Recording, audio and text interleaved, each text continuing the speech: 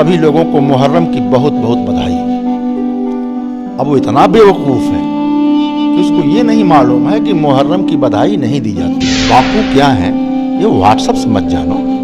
WhatsApp पर कोई गाली लिख करके भेज दिया कि बापू ऐसे थे वैसे थे। कि देवरिया के लोगों की मानसिकता क्या है, उनमें क्या कमियां हैं और देवरिया के लोगों में क्या विशेषता है। वरना ये बाजारू ताकतें, ये सियासी ताकतें आपको कब नीलाम कर देगी किसी भी चौराहे पर आपको पता तक न चलेगा।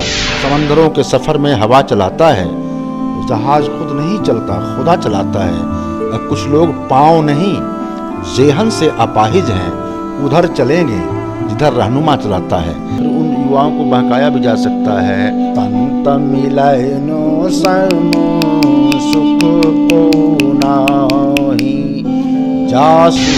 औसतन देखा जाए तो कथा सुनने वाले युवाओं की संख्या कम है, ऐसा क्यों है? संविधान के नाम पर शपथ खा करके पुलिस वाला देवरिया के किसी चौराहे पर केवल 10 रुपए में अपनी वर्दी की इज्जत को नीलाम कर दे तो उसमें संविधान का तो कोई दोष नहीं है। कि क्या सत्संग, विवेक के लिए सत्संग जरूरी है? आपकी चूक पैगंबर की चूक नहीं है, वो गजब की है। जब कोई मुसलमान बोलता है कि बिस्मिल्लाहिर्रहमानिर्रहीम। अभी फिलहाल हाल ही में आपके पड़ोसी जिले में कुशीनगर में किसी परिवार अपने छत पर पाकिस्तानी झंडा फहरा दिया, इस पर पुलिस ने उनको गिरफ्तार भी किया। आपकी चूक जीसस की चूक नहीं है। जीसस की बाबत जब भी मैंने पढ़ा चंदन, आंसू आ गए। कल्चर को ख़त्म करेंगे तो जाहिर सी बात है कि यो हनी सिंह हीरो होगा। हिंदू मुस्लिम सिख ईसाई जो भी हो तुम आवो तो सारे बैरों को बिसरा कर नेकी को। सनातन धर्म सबसे पुराना है, चलता आ रहा है। ऐसे में हम आपसे ये जानना चाहते हैं, हिंदू धर्म पुराना है, चलता आ रहा है, ऐसे में इसी बीच दूसरे धर्मों की क्या जरूरत पड़ गई? पाकिस्तान का जो झंडा है वो इस्लामी झंडे से मिलता जुलता है। इस मुल्क के सारे समाजों की एक समस्या है, जो समस्या देवरिया की भी है। ये मूर्खता का स्वर्ण काल चल रहा है। तो कोई खैनी भी ठोक दे तो बाकी ताली बजाने लगते हैं। कम बनवाइए मंदिर, कम बनवाइए और पुस्तकालय बनवाइए। आपकी भी एक बिटिया हैं जो एक बड़े मीडिया संस्थान एबीपी न्यूज में, उनका नाम है निवेदिता सैंडिल, जो बड़ी बेबाकी से समाज की सच्चाई को दिखाती हैं। जीत अगर पक्की हो तो कायर भी लग सकता है, लेकिन हार पक्की हो, मौत निश्चित हो तो बहादुरी लग सकता है, कायर नहीं। लेकिन उस बंदे को इस्लाम के बारे में उतना ही पता है जितना आजकल पंडित जी के लड़के को संस्कृत के बारे में पता है ना। नमस्कार, आप देख रहे हैं रिस्पेक्टेड सोशल मीडिया और मैं आपके साथ चंदन। इस वक्त मैं मौजूद हूँ देवरिया जिले के सिरजम ग्राम सभा में और आज हमारे साथ एक आदरणीय राष्ट्रीय स्तर के कथावाचक, चिंतक और इस क्षेत्र के जाने माने हस्ती हैं जिनके विचार समाज में इस तरीके से फैला हुआ है जो इनके प्रसिद्धि का कारण है। हमारे साथ मौजूद हैं सिरजम ग्राम सभा के श्री अखिलेश सांडिल्य जी। सर, हम सबसे पहले ये जानना चाहेंगे कि आज का जो युवा है, नए नए रैप, तमाम तरह के रील्स जो भी आ रहे हैं, फिल्मी गानों की तरफ उनका झुकाव कहीं ना कहीं ज़्यादा है। ऐसे में आप बड़े बड़े मंचों पे कथा वाचन करते हैं, तो औसतन देखा जाए तो कथा सुनने वाले युवाओं की संख्या कम है, ऐसा क्यों है? क्योंकि सवाल है कथा के नाम पर आप दे क्या रहे हैं, उसमें युवा के लिए क्या है। सीधे उसको जिम्मेवार ठहराना कि वो अभिरुचि नहीं ले रहा है, तो देखना तो ये भी पड़ेगा ना कि मंचों से बोला क्या जा रहा है। कथा के भीतर अगर आपके युवाओं की जागरूकता, युवाओं की समस्याओं, युवाओं की चिंतन प्रणाली, उनके सोचने के ढंग, उनके व्यक्तित्व के निर्माण के जो अवयव हैं,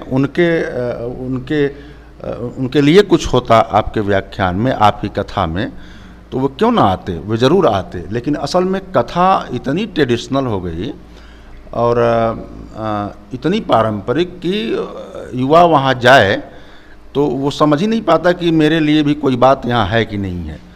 और जाहिर सी बात यह है कि आदमी किसी तरफ तो जाएगा, या तो दाएं या तो बाएं।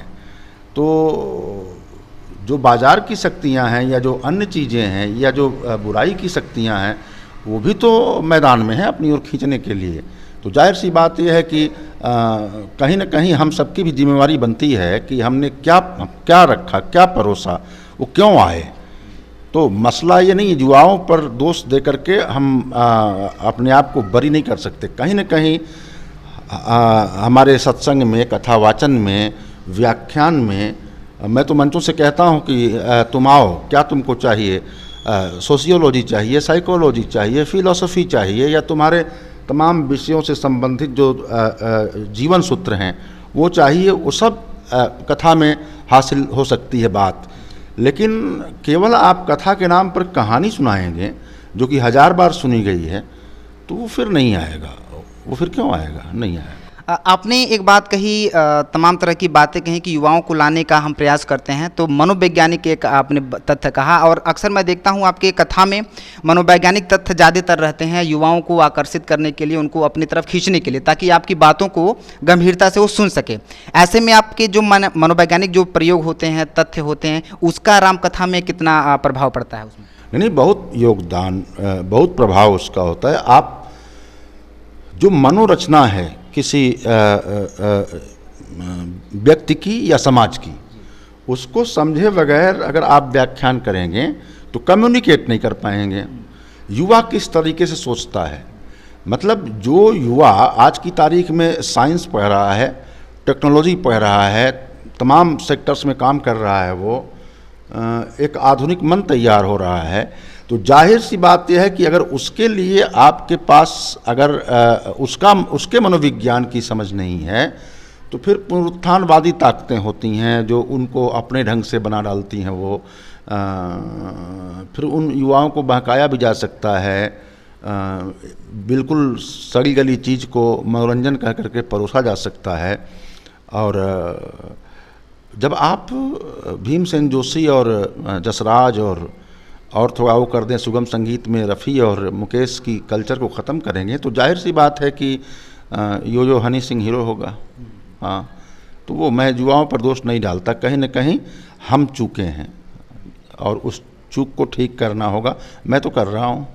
हाँ, बिल्कुल आप कर रहे हैं। वो फिलहाल देवरिया ज़िले में दिख भी रहा है। देवरिया ज़िले में नहीं, आप जहाँ जहाँ जाते हैं कई प्रदेशों में भी आपका सुनने में आता है।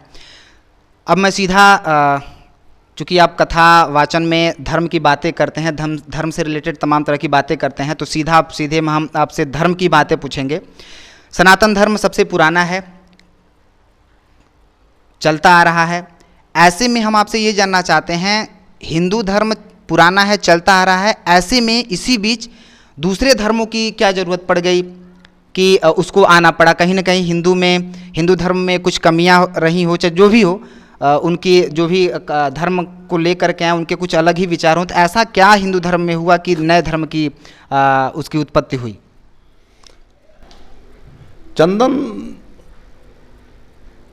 एक तो जो कहता है कि सनातन धर्म सबसे पुराना है, तो थोड़ा सा उसकी समझ पर सवाल तो उठता है। इसलिए उठता है कि सनातन का अर्थ पुराना नहीं होता है। सनातन का अर्थ होता है जो न नया है न पुराना है। सनातन का अर्थ होता है जो सदा से है। तो जो सदा से है उस पर नया और पुराना ये दोनों शब्द नहीं लगेगा। जैसे कोई पूछे कि ये हवा जो है वातावरण में वो नई है कि पुरानी है, तो इसका क्या उत्तर दोगे? न नई है न पुरानी, वो है। सूरज की रोशनी नई है कि पुरानी है? वो है ना। तो ज्यों आप या कोई भी कहता है कि सनातन धर्म सबसे पुराना धर्म है, तो पूरा का पूरा उस सेंटेंस पहले तो वो गलत हो जाता है। पुराना नहीं, उस सदा से है। बुद्ध कहते थे एस धम्मो सनातनो, है ना। तो जो प्रकृति के होने का ढंग है, जो इस विराट के पीछे के जो नियम हैं जो हमें नहीं मालूम, इतनी लयबद्धता से जो कुदरत चल रही है, ये जो होना है, अस्तित्व का होना है, ये सनातन है ना। और जब तुम कहते हो कि सनातन और हिंदू धर्म, तो ये मेरा विचार है कि हिंदू धर्म जैसी कोई चीज़ इस तरह से डिफाइन नहीं की गई। ठीक है, वो कोर्ट वोल्ट के मामले अलग हैं, लेकिन अगर ये बात किया जाए कि जिसे हम हिंदू धर्म समझते हैं, या आर्य संस्कृति कहो, ज़्यादा अच्छा शब्द है, तो फिर अन्य जो है मज़ाहिब, अन्य धर्मों का प्राकट्य क्यों हुआ? क्यों ना होना चाहिए। हर धर्म की, हर पंथ की, हर मजहब की अपनी एक खूबसूरती रही है। संविधान के नाम पर शपथ खा करके पुलिस वाला देवरिया के किसी चौराहे पर केवल 10 रुपए में अपनी वर्दी की इज्जत को नीलाम कर दे, तो उसमें संविधान का तो कोई दोष नहीं है। कोई मुसलमान गंदा काम करके और बदअमनी फैलाए, उसमें पैगंबर साहब का दोष नहीं है। कोई हिंदू किसी के साथ बदतमीजी कर दे या ख़राब निकल जाए, राम का दोष नहीं उसमें। कोई ईसाई कुछ गलत काम कर जाए, उसमें जीसस का दोष नहीं है। कोई सिख अगर बिगड़ जाए तो उसमें नानक का दोष नहीं है। दिक्कत यहीं फंसती है आकर के कि एक से एक ग्रेट मास्टर्स पैदा हुए, उनके अनुयायियों ने उनके विचारों का कचरा कर डाला, है ना। सबकी सेवा करो जीसस कहते थे, और करीब करीब ईसाइयों ने बहुत सारे मुल्कों को गुलाम बनाया, है ना। इस्लाम का अर्थ ही होता है शांति। हिंदू का अर्थ किया करते थे विनोबा भावे जी कि हिंसा से जो दूर रहे वो हिंदू है। आपकी चूक राम की चूक नहीं है, राम गजब के हैं। आपकी चूक पैगंबर की चूक नहीं है, वो गजब के हैं। उनको पढ़ो तो मतलब अद्भुत एहसास होगा। आपकी चूक जीसस की चूक नहीं है। जीसस की बाबत जब भी मैंने पढ़ा चंदन, आंसू आ गए। सरमन ऑन द माउंट पढ़ो, जीसस के शैलोपदेश, जब पर्वत पर बैठ करके अपने शिष्यों को वो उपदेश कर रहे हैं। अद्भुत हैं जीसस, अद्भुत है मोजेस, अद्भुत है डेविड जिन्हें दाऊद कहा जाता है। ये अद्भुत लोग हैं। नानक अद्भुत हैं। अब कोई नानक का नाम लेकर के, गुरु गोविंद सिंह का नाम लेकर के, राम का नाम लेकर के, पैगंबर का नाम लेकर के, जीसस का नाम लेकर के वो अगर उपद्रव करे तो उसमें इन लोगों का क्या दोष है? तो मेरा मानना है कि जो मूल सवाल था कि फिर ये धर्म कहाँ से आ गए, क्यों ना आए। एक वैचारिकी है, सोचने का ढंग है, और खूबसूरत बातें जो इल्हाम हुई, जो जिसको मुसलमान कहते हैं कि उतरी हुजूर पे, उनको उन्होंने बांटा। जब आप कहते हैं कि जब कोई मुसलमान बोलता है कि बिस्मिल्लाहिर्रहमानिर्रहीम शुरू करता हूँ उस अल्लाह के नाम से जो सब पे रहम करने वाला है, तो आप क्यों नहीं समझते हैं कि वो यही कह रहा है कि परहित सरिस धर्म नहीं भाई, पर पीड़ा सम नहीं अदमाई। दूसरे की तकलीफ़ को समझने से बड़ा कोई धर्म नहीं है, और उसको तकलीफ़ पहुंचाने से बड़ा कोई अधर्म नहीं है। यही तो है ना। तो मैं समझता हूँ कि जिस तरीके से गुलशन में, चमन में, या चमन और गुलशन मुख्तलिफ़ किस्म के, यानी विभिन्न प्रकार के फूलों के मिलने से ही गुलशन बनता है। एक रंगी हो जाएगा तो बात ना आएगी। उसी तरीके से इस पूरी पृथ्वी के लिए गजब गजब के फूल खिले। कोई राम के रूप में खिला, कोई कृष्ण के रूप में, कोई पैगंबर के रूप में, कोई जीसस के रूप में, नानक के रूप में, दादू, दरिया, फरीद, सहजो, रैदास, बुल्ले शाह, ये अद्भुत लोग थे। मीरा थी, है ना, तो तुलसी थे। तो इस पर क्या सवाल करना कि बाकी फूल कहाँ से आ गए, है ना। अगर हम इस प्रकार के सवाल करते हो तो हम अंग्रेजी वाले फूल हो जाएंगे।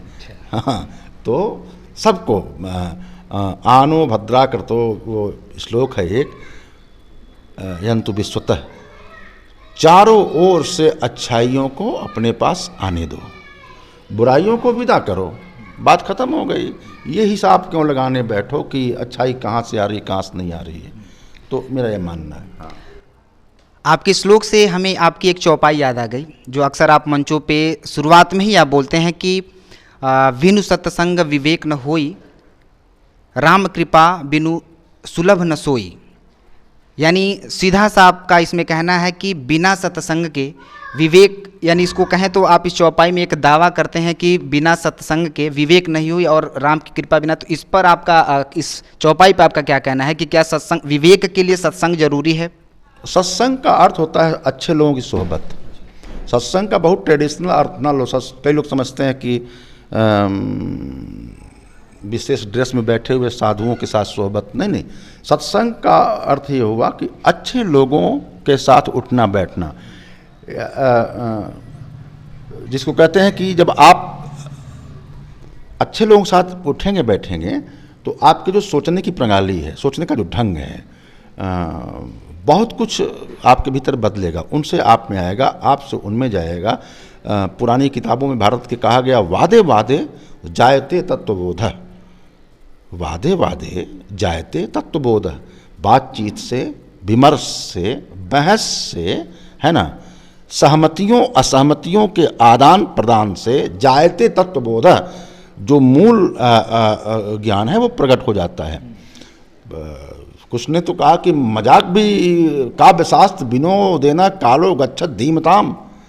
इंटेलेक्चुअल्स का या बुद्धिमान लोगों का सामान्य समय भी, मजाक का क्षण भी काव्यशास्त्र विनोद में बीतता है। यानी जब आप अच्छे लोगों की सोहबत में रहेंगे तो जाहिर सी बात यह है कि आपकी बुद्धि के लिए, जो आपके व्यक्तित्व के लिए जो अभिप्रेरणा हासिल होगी, उसकी दिशा ठीक होगी। सत्संग का इतना ही मतलब है। बहुत उसका ट्रेडिशनल अर्थ मतलब कि साधु संगम गच्छामि, ऐसा कुछ नहीं है ना। हाँ। तो ये सारा चीज़ हासिल करने के लिए हम आपसे ये जानना चाहते हैं, क्या ये सभी धर्म के साथ जुड़े रह करके ही इस चीज़ों को हासिल किया जा सकता है, या असल में हम आपसे ये जानना चाहते हैं धर्म के मायने क्या हैं? हाँ, ये दूसरा हिस्सा सवाल का ज़्यादा महत्वपूर्ण है। धर्म का मायने सीधा सीधा है अच्छा होना, है ना। धर्म का अर्थ ही होता है कि वे गुण आप में इकट्ठा हों जिन गुणों से आपको भी और मानवता को भी, मानवता भी सजे, है ना।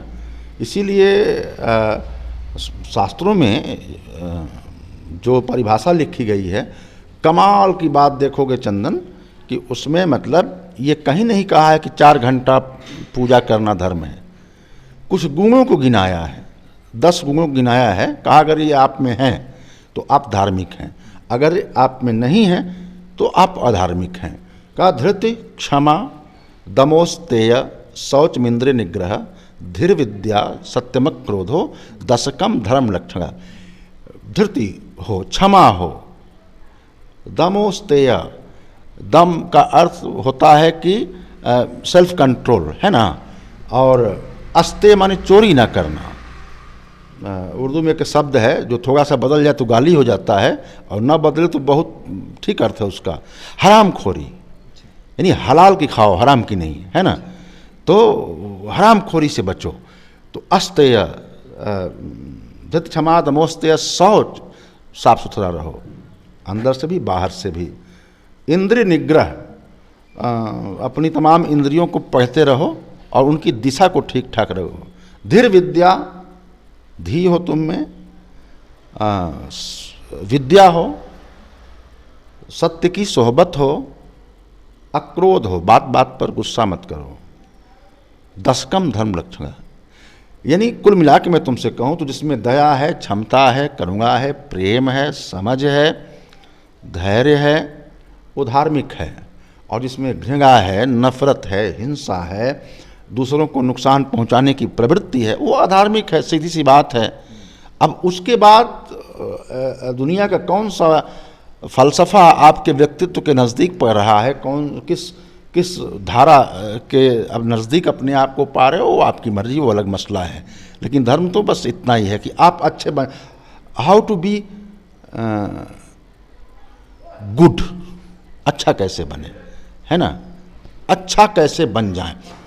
फूल का धर्म क्या है, तो कैसे खिल जाएं और खुशबू पहुंचा दें, है ना। तो आप तुम्हारे व्यक्तित्व की पूरी खिलावट कैसे आ जाए और तुम अपने भीतर जो मनुष्यता की खुशबू है उसको तुम बांट सको। ये धर्म की मुझे सबसे बेहतर परिभाषा लगती है, मेरा मानना।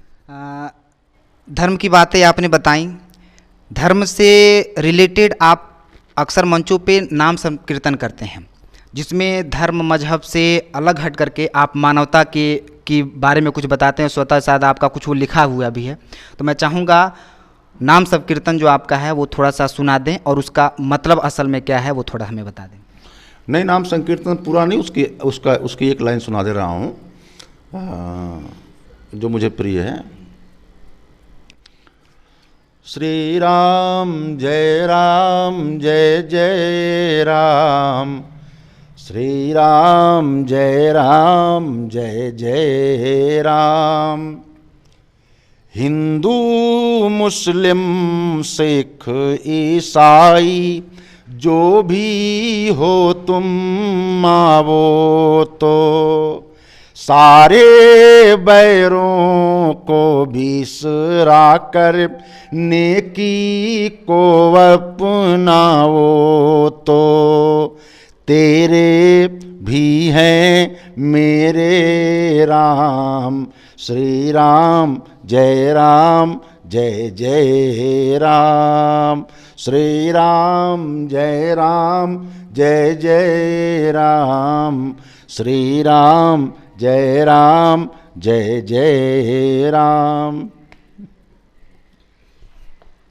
देश में इस वक्त देशभक्ति की लहर दौड़ रही है।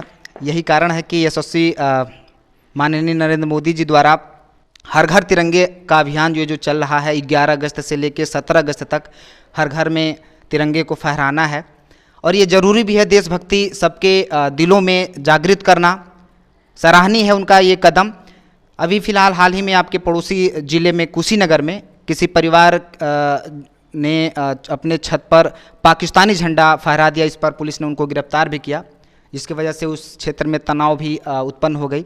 तो हम आपसे ये जानना चाहते हैं, चूँकि आप इस क्षेत्र के एक चिंतक हैं, विचारक हैं, आपका इस पर क्या विचार है? जो देशभक्ति है, क्या देशभक्ति सीमित है या आपके मायने में देशभक्ति इससे भी कुछ ऊपर हो सकता है?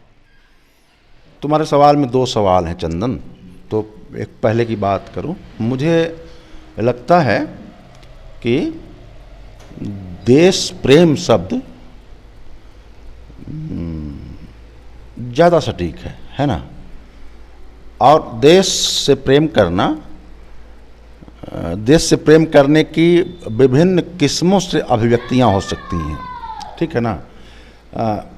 कल्पना करो कि बाहर से पिता आया 10 दिन रह करके और उसके 3 बेटे हैं, तो तीनों गजब का प्रेम करते हैं और तीनों की अलग अलग अभिव्यक्तियां हो सकती हैं।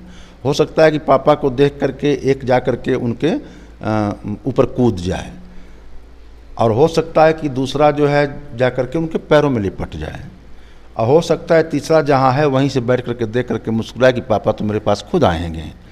तो इन तीनों के प्रेम में ये अगर ये मुकदमेबाजी नहीं हो सकती है कि तू भी ऐसे क्यों नहीं गिरा, तू भी वैसे क्यों नहीं किया, है ना। वो तीनों के अभिव्यक्ति के अलग अलग तरीके हैं, तीनों अपने प्रेम को अभिव्यक्त कर रहे हैं। तो मैं समझता हूँ कि देश प्रेम जो है वो एक उसकी जो कनात बनेगी, है ना, वो बड़ी हो जाती है। देश प्रेम, जब प्रेम आपके भीतर आता है ना, तो प्रेम जो है फिर आपके भीतर की नफरतों को मिटाता है वो। तो अपने देश से प्रेम करने का मतलब, अपने समाज से, अपने राष्ट्र से प्रेम करने का मतलब अमेरिका से नफरत करना, चाइना से नफरत करना, फला से नफरत करना, क्योंकि बदमाशियाँ 90% सरकारें करती हैं, ठीक है ना। हम फिर पूरे विश्व से नफरत नहीं करते हैं। हमारा जो देश प्रेम है वो कहीं न कहीं हमारे पृथ्वी प्रेम का एक तरीके से सोपान बनता है वो।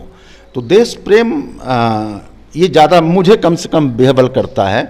दूसरी बात यह है कि प्रेम को ठीक है, मौके पर सब अभिव्यक्ति के उपाय होने चाहिए, सारी चीज़ें होनी चाहिए, ठीक बात है, लेकिन प्रेम का कोई प्रेम कोई वो नहीं है, जुलूस नहीं है प्रेम, है ना। वो तो जैसे जैसे भीनता है, जैसे वो सीरा भीन जाता है जलेबी में, है ना, या जिसे बंगाली लोग रसोगुल्ला कहते हैं, जब भीन जाता है वो। हाँ ठीक है, उसकी अभिव्यक्तियाँ ठीक हैं, लेकिन हाँ, हर प्रकार की अभिव्यक्ति में हमको ख्याल रखना होता है कि वो अभिव्यक्ति ठीक रूट से जाए। क्योंकि देखो, कोई चीज़ अच्छी बुरी कहाँ से संलग्न की जाती है उस पर उसका होना डिपेंड करता है। राम का नाम बहुत अच्छा है, दुनिया में सबसे अच्छा है। साधु लोगों से पूछो, महात्मा से पूछो, कथावाचक से पूछो, दुनिया में सबसे अच्छा क्या है, तो कहा कि राम का नाम। फिर एक बात कहा कि किसी तरह राम का नाम लो, फायदा ही करेगा। लेकिन नहीं, किसी की बारात निकल रही हो और तुम जाके वहाँ कह दो कि राम नाम सत्य है, तो पक्का लाठी चल जाएगी। कारण क्या है कि इस वाक्य को लगातार मुर्दे के साथ बोलने के चलते वो एक विशेष प्रकार का उस इवेंट, उस घटना से अनुबंधन हो गया है। राम नाम सत्य नामक वाक्य का मुर्दे के साथ अनुबंधन हो गया है, तो जिसके नाते वो सही होते हुए भी मांगलिक अवसर पर अगर बोल दिया जाए तो बुरा लगेगा। तो हम अपने महापुरुषों को गलत जगहों से न जोड़ें। राम को लाश से जोड़ना कितना महंगा पड़ा राम के लिए, तो लाश से जोड़ना खराब बात है, राजनीति से जोड़ना और ख़राब बात है, वो लाश से भी ख़राब चीज़ है, उस पर ज़्यादा मैं टिप्पणी नहीं करूँगा। तो मैं समझता हूँ कि किसी भी चीज़ को, महानतम चीज़ को उठाने के लिए हाथों में कुछ अपने हाथों को महानतम बनाना पड़ता है ना। दूसरी बात जो तुमने पूछा कि वो कुशीनगर में कहीं किसी गांव में किसी ने पाकिस्तानी झंडा फहराया है, उस खबर का फीडबैक तुम्हारे पास कितना है मुझे नहीं मालूम, मेरे पास तो कतई नहीं है। जाहिर सी बात है कि मामला अदालत में होगा तो मैं उस पर क्या कहूँ, लेकिन दो बात कहूँगा जो मेरी समझ है इस पर। अभी मैं सोशल मीडिया पर देख रहा था, मुहर्रम के महीने में कम से कम 5 मुसलमान लड़कों को मैंने देखा। एक तो लाल रोड का कोई था, वो लिख रहा था कि सभी लोगों को मुहर्रम की बहुत बहुत बधाई। अब वो इतना बेवकूफ़ है कि उसको ये नहीं मालूम है कि मुहर्रम की बधाई नहीं दी जाती है। उस महीने में इस्लाम के लिए बड़ी ख़राब घटनाएं घटी थीं, हालांकि बड़ी गौरवपूर्ण। हुसैन की शहादत उसी महीने में हुई थी, तो वो मुहर्रम का मुबारकबाद दे रहा है, जबकि मुहर्रम गमी का मसला है, मातम का मसला है। लेकिन उस बंदे को इस्लाम के बारे में उतना ही पता है जितना आजकल पंडित जी के लड़के को संस्कृत के बारे में पता है ना। तो बधाई दे रहा है वो। अब वो बेवकूफ़ी में बधाई दे रहा है। ठीक यही बात मैंने कई जगहों पर देखा सुना है। दो तरफ की मूर्खताएं जब टकराती हैं तो कभी कभी ऐसे भाव उत्पन्न होते हैं कि कबीर कहता था कि मैं कहीं समझाऊं यही जग अंधा। पाकिस्तान का जो झंडा है वो इस्लामी झंडे से मिलता जुलता है और इस्लामी झंडा पाकिस्तानी झंडे से मिलता जुलता है। तो ऐसे मौक़ों पर या तो मूर्खताओं का ये स्वरूप होता है कि दो बात होती है, या तो किसी मुस्लिम युवा ने इस्लाम का झंडा समझ करके अपने वहाँ पाकिस्तान का झंडा लगा दिया, और या तो ये होता है कि उसने पाकिस्तान का झंडा लगाया और इधर के कट्टरपंथी मूर्ख ने उसको पाकिस्तान का झंडा समझ लिया।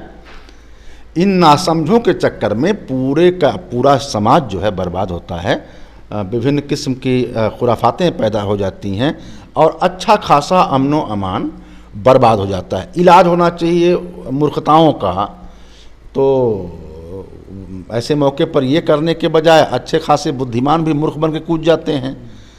ये ऐसा नहीं है कि देखो ऐसा नहीं होता, बहुत मुश्किल से ऐसा बेहद जब कोई बेवकूफ़ हो जाए तो वो खुद का हाथ बिच्छू से कटवाएगा, है ना।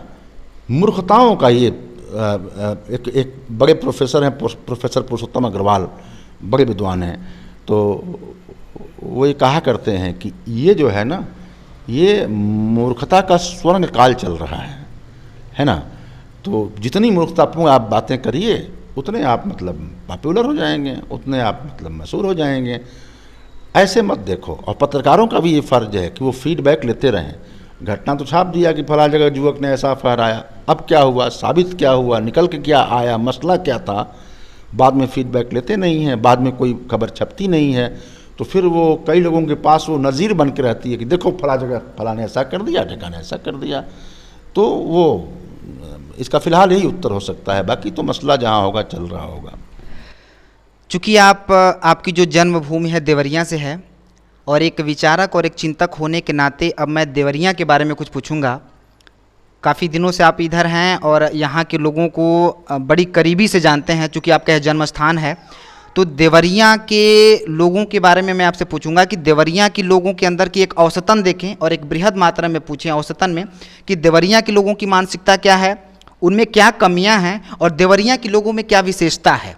इस पर अगर मैं आपसे पूछूं तो इस पर आप क्या कहेंगे देवरिया के लोगों के लिए? नहीं, मैं कमियां क्यों बताऊं, मुझे देवरिया में ही रहना है। कमियां नहीं होती हैं, वो होता ही है। देखो देवरिया, मैंने विशेषता भी पूछा। नहीं ठीक बात है। देखो देवरिया खास क्षेत्र तो है ना। कोई बात है कि गौतम बुद्ध जो है ज़िंदगी भर इधर उधर रहे, बहुत दिन तक रहे बिहार में, बौद्ध विहारों के नाम पर उसका नाम बिहार पड़ा, लुम्बिनी में पैदा हुए, बनारस वगैरह एरिया में रहे सब जगह। लेकिन जब उनको मरना हुआ, निर्वाण काल उनका आया, तो उन्होंने कहा कि हमको देवरिया ले चलो, मतलब कुशीनारा तो देवरिया ही तो था। तो महापरिनिर्वाण के लिए यानी आखिरी मुक्ति के लिए उन्होंने इस जगह को चुना। और बाबा राघवदास यहाँ आए, है ना, उन्होंने बरहज को अपनी वो कर्म भूमि चुना। एक से एक विख्यात लोग पैदा हुए। देवरिया ही नहीं, इस मुल्क के सारे समाजों की एक समस्या है, जो समस्या देवरिया की भी है। समाज जब भीड़ में बदलता चला जाए तो ये सबसे खतरनाक स्थिति होती है ना। कहीं ना कहीं क्राउड के पास दिमाग नहीं होता है, और राजनीति या अन्य निहित जो स्वार्थ होते हैं वो ये नहीं चाहते हैं कि एक जिंदा समाज रहे, वो चाहते हैं कि एक भीड़ रहे, और भीड़ के पास अपना मस्तिष्क नहीं होता, वो ड्राइव किया जा सकता है कहीं से। जैसे तुमसे अगर कहा जाए कि जाओ फला को चाकू मार दो, तो बड़ी मुश्किल बात है। और अगर आप भीड़ में तब्दील हो गए, किसी प्रकार के भीड़ में, धार्मिक भीड़ में, उग्र भीड़ में, लुटेरी भीड़ में, दंगाई भीड़ में, तो तुमने देखा होगा बहुत कहीं भीड़ हो तो कोई खैनी भी ठोक दे तो बाकी ताली बजाने लगते हैं, वो समझते हैं ताली बज गई।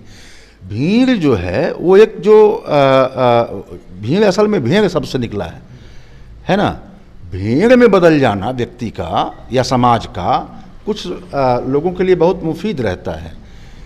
देवरिया के भी समाज के सामने यही चिंताएं हैं कि आगे आने वाली जो पीढ़ी है, आगे आने वाला जो वक्त है और आगे आने वाला जो समाज है, कहीं विभिन्न माध्यमों के द्वारा, वो माध्यम सोशल मीडिया के तमाम प्लेटफॉर्म हो सकते हैं, वो माध्यम प्रोपेगेंडिज्म के जो तमाम तरीके होते हैं वो हो सकते हैं, वो माध्यम पठनीयता का संकट पैदा करके किताबों से दूरी बना करके बच्चों की, वो माध्यम हमारे तमाम महापुरुषों के बारे में अफवाहें फैला करके, यानी उनको एक रोबों में तब्दील करना, उनको एक भीड़ में तब्दील कर देना जिनके पास खुद का अपना दिमाग न हो, ये बहुत ख़तरनाक स्थिति होती है। इसीलिए मैं समझता हूँ कि जो भी थोड़ा भी कोई व्यक्ति अगर जीवन के प्रति संवेदनशील होगा तो वो, मैं तो आगे एक बड़ी बात कहना चाहता हूँ कि आप कम बनवाइए मंदिर, कम बनवाइए और चीज़ें, पुस्तकालय बनवाइए, बच्चों तक किताबें पहुँचाइए, हिस्ट्री की किताबें पहुँचें, सोशियोलॉजी की, साइकोलॉजी की, विभिन्न प्रकार की उनके अभिरुचि का साहित्य, ये सब पहुँचे। अगर आप नहीं पहुँचाएंगे उन तक, क्योंकि ये किताबें दिमाग का टॉनिक भी होती हैं, अगर नहीं पहुँचाएंगे आप तो दीमक बैठे हुए हैं आपकी आने वाली पीढ़ियों की, आपके आने वाली नस्लों की दिमाग को चाट जाएंगे वो। फिलहाल मैं देवरिया के भी सामने वही संकट देखता हूँ जो पूरे मुल्क के सामने है, और कोई ऐसा कुछ तो स्पेशल नहीं है। आप बड़े बड़े मंचों पे समाज की सच्चाई और समाज में अच्छे संदेश देते हैं। ऐसे में आपकी भी एक बिटिया हैं जो एक बड़े मीडिया संस्थान एबीपी न्यूज़ में, उनका नाम है निवेदिता सैंडिल, जो बड़ी बेबाकी से समाज की सच्चाई को दिखाती हैं, समाज में रिपोर्टिंग करती हैं। उनका बचपन की मनोदशा क्या थी, क्या वो नास्तिक हैं? और चूँकि आपकी बिटियां हैं तो उनके बारे में आप अच्छी तरीके से जानते होंगे। शुरुआत में और अब में उनमें आपने कैसे क्या किया, मैं थोड़ा सा उनके बारे में कुछ जानना चाहता हूं, क्योंकि एक पत्रकार हैं, मैं भी पत्रकार हूं, तो उनके बारे में जानने की थोड़ी सी इच्छा है। नहीं, वो बहुत होनहार थी शुरू से, और उनकी उपलब्धियों की जिम्मेदार मेरा ख्याल है केवल वही हैं। बहुत मेहनती और ठीक है, रेबल माइंड तो होता है, थोड़ा विद्रोही स्वभाव की, यानी चीज़ों को नए सिरे से देखना, नए तरीक़ों से देखना, नई जगह पर खड़े होकर के देखना। मुझे याद है कि डॉक्टर प्रोफेसर पुरुषोत्तम अग्रवाल की एक कहानी है जो अब उपन्यास में, अब फार्म में आ गई है, वो नाकोहस। वो बहुत आसान कहानी नहीं है, और अभी वो इंटरमीडिएट में थी, अच्छे अच्छे लोग उस पर बहस कर रहे थे। उसी दरमियान उसने पढ़ करके मुझसे कहा था, मेरा ख्याल है इंटरमीडिएट नहीं, 9th में थी वो, या जो भी ऐसा ही कुछ, तो पढ़ के उसने कहा था कि पापा, ये भारत के भविष्य को चिन्हित और चित्रित करने वाली अद्भुत कहानी है, और भीतर बहुत एक खलबली मचा दे। तो वो उसका सोचने का ढंग एक अलग रहा है। दूसरा सवाल तुमने पूछा जिस पर मुझे थोड़ी हंसी आई, नास्तिक वगैरह। देखो, एक तो वो नहीं है। जब मैं ये कह रहा हूँ तो इसमें मेरे अंदर नास्तिकों के प्रति कोई आलोचना भाव नहीं है, या मुझे लगता है कि वो अज्ञेयवादी है ना। दो लोग होते हैं, एक होते हैं नास्तिक, एक होते हैं आस्तिक। एक कहता है कि ईश्वर है, और एक कहता है ईश्वर नहीं है, और एक कहता है कि मुझे नहीं पता कि वो है कि नहीं है ना।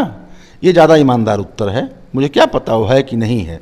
इसको कहते हैं कि अज्ञेयवादी। एक विचारक हुए ओशो रजनीश, उन्होंने कहा कि ईश्वर अननोन नहीं है, अननोएबल है। आप जानने चलेंगे उलझ जाएंगे, और वो अज्ञेय है। तो ये पूरा। लेकिन 2 मिनट के लिए सोचो, मैं इस सवाल पर थोड़ा सा मैं तुम्हारे माध्यम से लोगों से कहना चाहता हूँ। कोई युवा, मैं तो कहता हूँ कि अगर तुम्हें नास्तिक होना है, नास्तिक हो जाओ, कोई दिक्कत नहीं है। नास्तिक होने का मतलब बुरा होना थोड़े होता है। हमारे वहाँ नास्तिकों की भी शानदार परंपरा रही है। भगत सिंह नास्तिक थे, उनका बाकायदा एक लेख है कि मैं नास्तिक क्यों हूँ, और उतना अद्भुत आदमी कोई पैदा हुआ? भगत सिंह जैसा प्यारा आदमी कोई पैदा हुआ?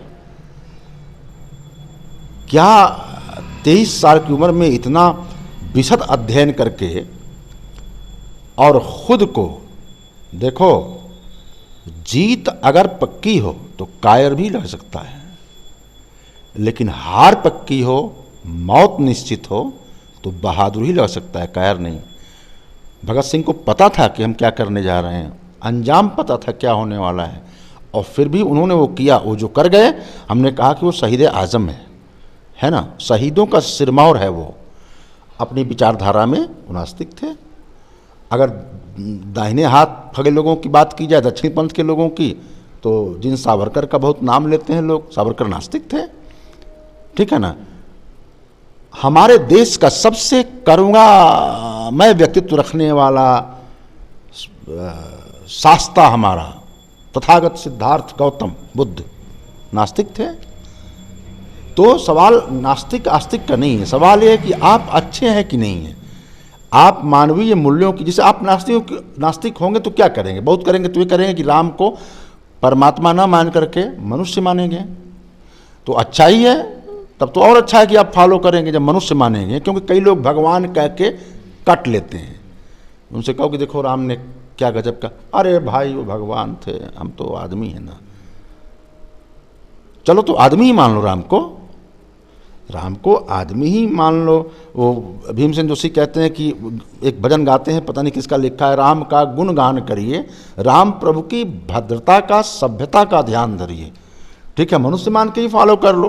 तो ये आस्तिकता और नास्तिकता के जो सवाल हैं ये सतही सवाल है। असल सवाल ये है कि हमारे भीतर मनुष्यता हमारे भीतर है कि नहीं है। और मनुष्यता अगर हमारे भीतर है तो जाहिर सी बात है कि हम धार्मिक हैं। एक बात और कहूँगा, हो सकता है व्यक्ति आस्तिक हो लेकिन धार्मिक न हो, और हो सकता है व्यक्ति नास्तिक हो लेकिन धार्मिक हो। सबूत दे रहा हूँ तुमको, रावण नास्तिक नहीं था, आस्तिक था, है ना। शंकर की पूजा करता था, आस्तिक था लेकिन धार्मिक नहीं था। पूरी दुनिया को खतरे में डाल दिया था वो। सारे जितने राक्षस थे उनका जीवन देखोगे, सब तपस्या किए थे, सब आस्तिक थे। भस्मासुर आस्तिक था, शंकर को खुश किया था। हिरण्यकश्यप आस्तिक था, हिरण्याक्ष आस्तिक था, वृत्तासुर आस्तिक था, लेकिन ये सब धार्मिक नहीं थे। इन्होंने दुनिया में उपद्रव फैलाया। और बुद्ध नास्तिक थे लेकिन धार्मिक थे। एस धम्मो सनातनो, है ना, चत्वारि आर्य सत्यानि अष्टांगिक मार्ग इत्यादि। आस्तिक नहीं थे लेकिन धार्मिक थे। महावीर धार्मिक थे। अन्य कई विचारक हुए। धार्मिक होने का अर्थ होता है अच्छा मनुष्य होना, मनुष्यता की कीमत को पहचानना, है ना। इस खूबसूरत ग्रह को बचाए रखने का, ये हमारी पृथ्वी जो है ना, ये अकेली हमारे पास है, इसके अलावा हमारा कोई ठिकाना नहीं है। इस बेहतरीन ग्रह को, इसके पूरे माहौल को, वातावरण को बचाए रखना, जिंदगी के लिए जिंदाबाद का नारा बुलंद करना, ये ज़्यादा महत्वपूर्ण है और यही धार्मिक होना है। अंत में ऐसे वातावरण में जो आपने बोला कि किस तरीके से जीवन में रहना है, ज़िंदगी को कैसे जीना है, तो अंत में अब हम आपसे एक, अगर समाज में एक बेहतरीन संदेश आपको देना हो तो मैं चाहूँगा कि आपकी एक और थोड़ी सी एक रचनात्मकता है चुटकी के साथ जो आप करते हैं, तो मैं चाहूँगा उस रचनात्मकता के साथ एक बेहतरीन संदेश समाज को देना हो तो आप क्या देंगे? बड़ दुख कवन कवन सुख भारी, अकहु नाथ संक्षेप विचारी। नहीं दरिद्र सम दुख जग माही, नहीं दरिद्र सम दुख जग माही। संत मिलैनो सम सुख को नाही, जासुराज प्रिय प्रजा दुखारी। असो नृप अवसी नरक अधिकारी। एक बेहतर संदेश देना हो, बेहतरीन संदेश देना हो, संस्कृत में नहीं हिंदी में लोगों को देना हो, तो आप बेहतरीन संदेश क्या देंगे समाज को? पूरे समाज को तो मैं नहीं वो करूँगा, तमाम लोग अपनी पारी खेल चुके हैं, लेकिन नौजवानों से कहूँगा ख़ास तौर पर, और इसमें पूरे समाज के लिए भी बात नहीं थे। और फिलहाल एक ही बात कहूँगा कि पढ़ो पढ़ो जितना हो सके। मतलब बापू क्या हैं ये व्हाट्सएप से मत जानो। व्हाट्सएप पर कोई गाली लिख करके भेज दिया कि बापू ऐसे थे वैसे थे, नेहरू ये थे, फला वो थे, और दुनिया भर की तमाम चीज़ें, वो तुम्हारे तुमको ज़हनी तौर पर गुलाम बना रहे हैं। वो तुम्हारे मन मस्तिष्क को सोचने की क्षमता को मार रहे हैं। और बिना जाने बूझे ये जो फॉरवर्ड करने का खेल चलता है, ये तमाम चीज़ें पहले नैरेटिव स्थापित करो फिर उसको सही साबित कर दो। ये बाज़ार की टेक्निक्स हैं। ये तमाम तरीके होते हैं जिनके माध्यम से युवाओं के पूरी नस्ल के मन मस्तिष्क को हाईजैक किया जाता है और अंततः फ़ायदा पहुंचता है किसी न किसी रहनुमा को। वो राहत इंदौरी का एक शेर है ना कि समंदरों के सफ़र में हवा चलाता है, जहाज़ खुद नहीं चलता खुदा चलाता है। कुछ लोग पाँव नहीं ज़ेहन से अपाहिज हैं, उधर चलेंगे जिधर रहनुमा चलाता है। तो अपनी निजता को बचाए रखते हुए, अपने व्यक्तित्व को बनाए रखते हुए अध्ययन के द्वारा व्यक्तित्व गुणों को विकसित करते हुए एक जिंदा युवक आप बने, किसी के पिछलग्गू ना बने और अपने ज़मीर का और अपने मस्तिष्क का सौदा न करें, किसी और के हाथ में न जाने दें। और इसका एक ही उपाय है, किताब। पठनीयता का संकट पैदा हो गया है। आज की तारीख में पूछ दिया जाए किसी से कौन है प्रेमचंद, कौन है आप समझो कमलेश्वर उपेंद्र नाथ अश्क, कौन है अमृता प्रीतम, कौन है साहिर लुधियानवी साहब, कौन है अगर आप इधर और लेकर के आएँ तो राजेंद्र यादव जी, मोहन राकेश, है ना, स्वर्गीय नामवर सिंह, प्रोफेसर पुरुषोत्तम अग्रवाल, ये लोग कौन है पता ही नहीं है किसी को कुछ। तो आप कट रहे हैं, अपनी ही जड़ों से कट रहे हैं। साहित्य के पास आइए, कला के पास आइए, संगीत के पास आइए, जीवन के उच्चतम मूल्यों के पास आइए और अपने निर्माता खुद बनिए, अपने आप को बनाइए। वरना ये बाजारू ताकतें, ये सियासी ताकतें आपको कब नीलाम कर देगी किसी भी चौराहे पर, आपको पता तक न चलेगा। इसलिए पढ़िए, खूब पढ़िए। बहुत बहुत धन्यवाद। देवरिया